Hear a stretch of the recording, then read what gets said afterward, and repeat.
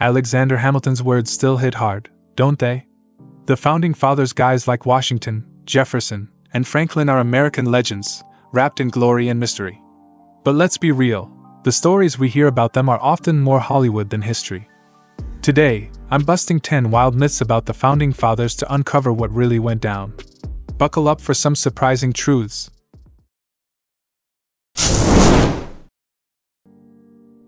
Founding fathers were all rich, white elitists. You've probably seen paintings of these guys in fancy wigs, looking like they owned half the colonies. Movies and textbooks often paint them as a snooty boys' club, born with silver spoons. This comes from focusing on big names like Jefferson, who had plantations.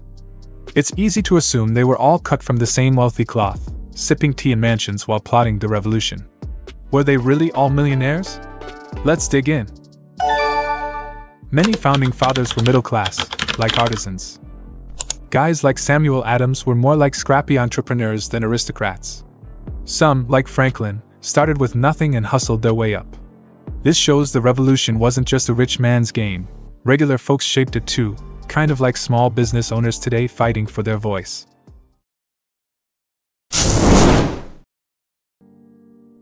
They all agreed on everything, like best buddies.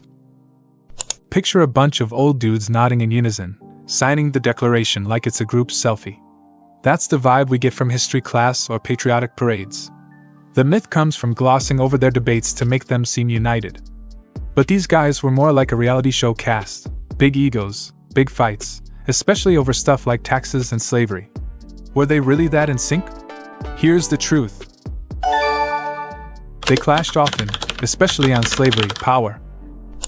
Hamilton and Jefferson practically wanted to throw punches over federal power. Their debates shaped the Constitution, making it stronger through compromise. It's like co-workers arguing over a project. Disagreements can lead to better results. Today, we see the same messy debates in politics, proving they weren't saints, just human.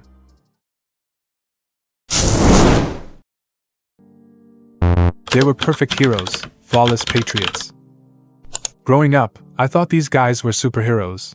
Washington chopping cherry trees, Franklin taming lightning. Schools and statues make them larger than life, ignoring their messy side. This myth started early, with 19th century books hyping them as moral giants to inspire kids. But real life isn't a comic book, and these dudes had plenty of flaws.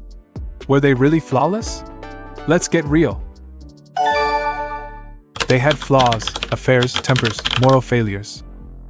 Jefferson owned slaves, Hamilton had scandals, and Franklin wasn't exactly a saintly dad. Their mistakes don't erase their achievements, but make them relatable. Think of your favorite athletes screwing up. They're still great, just human.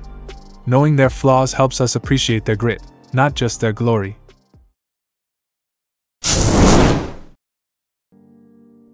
They all hated the British forever. Thanks to movies like The Patriot, we imagine them spitting at anything British after 1776. 4th of July vibes make it seem like they burned Union Jacks for fun. This myth ignores how tied they were to England. Many had family there, loved its culture, and even hoped for peace early on. Did they really despise Britain? Here's the truth. Many respected British culture, sought reconciliation. Franklin lived in London for years, loving its vibe. Even after the war, they traded with Britain like old pals. It's like arguing with a sibling. You fight, but you don't cut them off forever. This shows they were practical, not just rebels, which is why America bounced back fast.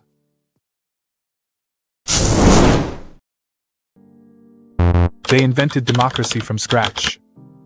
History class makes it sound like they cooked up democracy in a lab, like mad scientists of freedom. We picture them dreaming up the Constitution out of thin air. This myth ignores centuries of ideas they borrowed from. Think Magna Carta or Enlightenment thinkers like Locke. They were more like chefs remixing a recipe. Did they really start from zero? Let's find out. They built on existing democratic ideas. They tweaked British laws and Greek philosophy to fit America, like modding a car. Their genius was making it work for a new nation. Today, we remix their ideas in our laws, proving democracy is a team effort across time, not a one-hit wonder.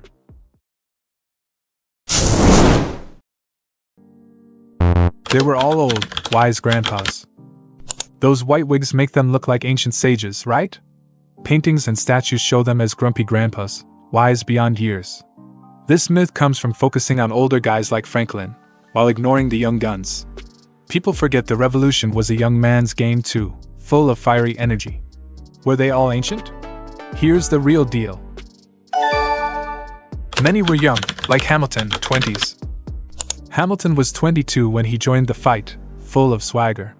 These young guys brought bold ideas, like startup founders today. It reminds us that big change often comes from youthful hustle, not just old wisdom, pushing us to value fresh voices in our world.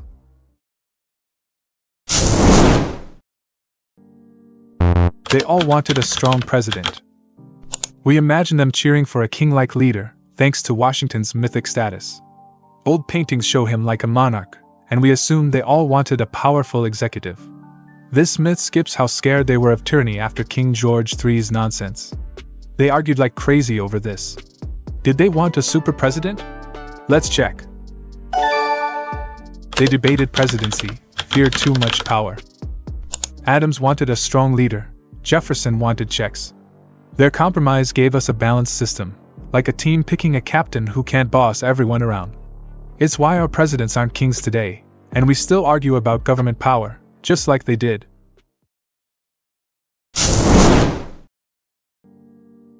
They were all devout Christians. You've heard people say America's a Christian nation, pointing to the founders' faith. Some history buffs or politicians push this, citing quotes about God in their letters. But this skips how diverse their beliefs were. Not all were churchgoers, some were more into philosophy than pews. Were they all Bible thumpers? Let's see. Many were deists, valued reason over dogma. Franklin and Jefferson leaned toward deism, believing in a creator but not strict religion. They valued free thought, like modern skeptics questioning rigid rules. This shaped America's religious freedom, letting us worship, or not, however we want, which is still a big deal today.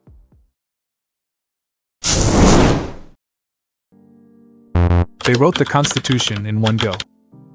I used to think they sat down, cracked their knuckles, and banged out the Constitution like a school essay.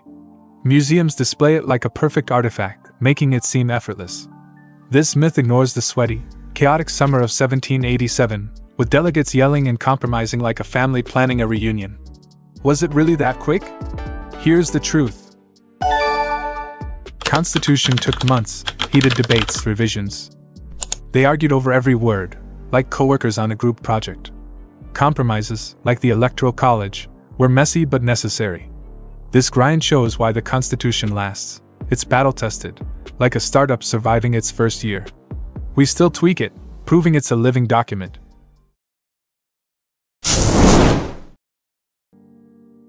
They all owned slaves, period. It's tempting to slap one label on them, especially when we hear about Jefferson's plantation. Social media debates often paint them all as slaveholders to call out their hypocrisy. But this oversimplifies things. Some fought slavery, others never touched it. Their world was complicated, like ours. Did they all own slaves? Let's clear it up. Some owned slaves, others opposed slavery. Washington and Jefferson owned slaves. Adams and Franklin pushed abolition. Their contradictions mirror today's debates on tough issues. People aren't all good or bad. This forces us to wrestle with their legacy, like judging a friend who's great but screws up big time. It's messy but real. We just tore through 10 myths about the Founding Fathers, swapping legends for real stories. These guys weren't gods or villains, just people like us, fighting for a better future. If this blew your mind, smash the like button, share it with your crew, and subscribe for more history bombs. Which founding father myth shocked you the most? Spill it in the comments.